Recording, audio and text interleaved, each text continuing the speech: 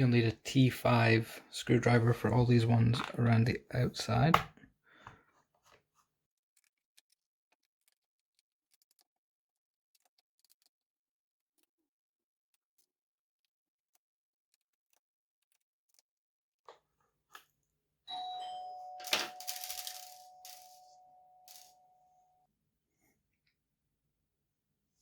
Anyway, there is 2 hidden Phillips screws under here as well.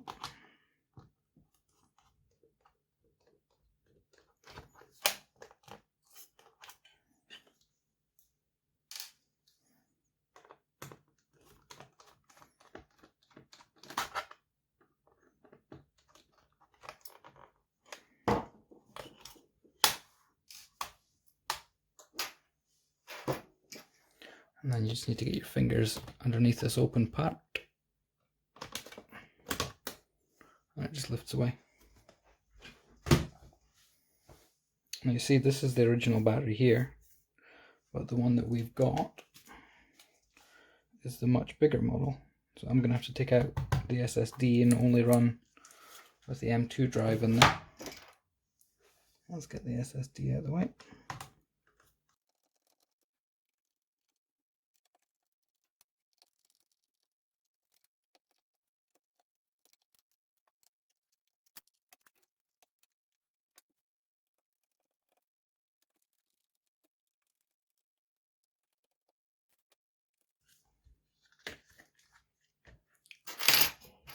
You want to be quite gentle with these connectors, so if you can get a flat screwdriver in the edges and just kind of go back and forth side to side.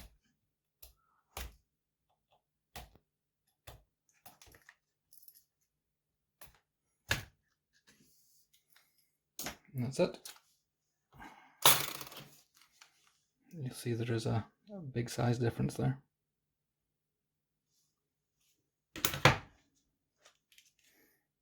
The new one goes in and takes up the whole space.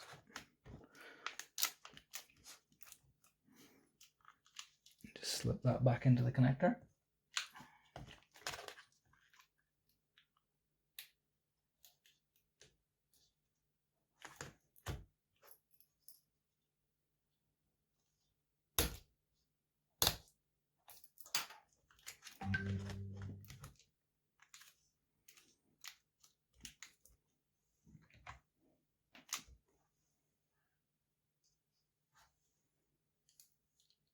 And get these screws back in.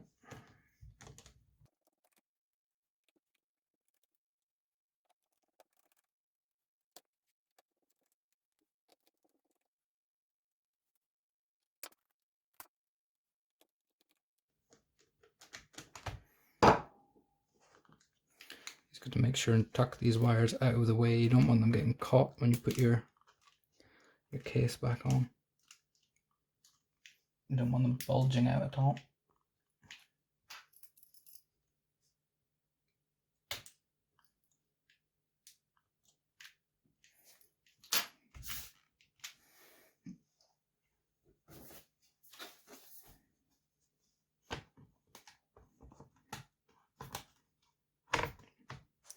Get your case back on, you line it up, give it a little bit of pressure and you should feel it click in on the edges.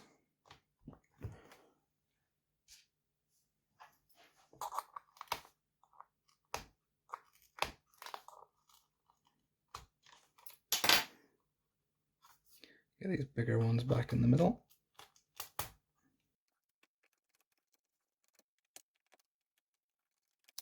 And all your smaller ones back in around the edges again.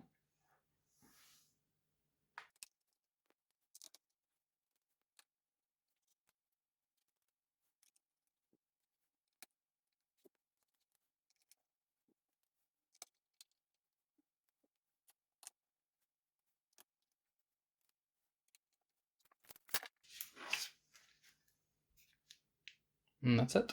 I've gone from a 56 watt hour battery to a 97 watt hour battery. Since it's new, it should also last more than 20 minutes, which is a bonus. Now we've got the battery swapped out, let's compare the statistics with the old one and the new one. So In red, you'll see there the design capacity was 55,000, but in yellow it was only actually running at 25. I'm not sure how much I believe that, because even with 25 you should get an hour at least. I was getting 20 minutes, 30 minutes, and the machine would shut down on itself. The new battery, you'll see in red, is 91,000, and because it's not been used, because it's not been charged and discharged, it's still 91,000 full capacity. If you found this useful, hit like, hit subscribe, and we'll see you again next time.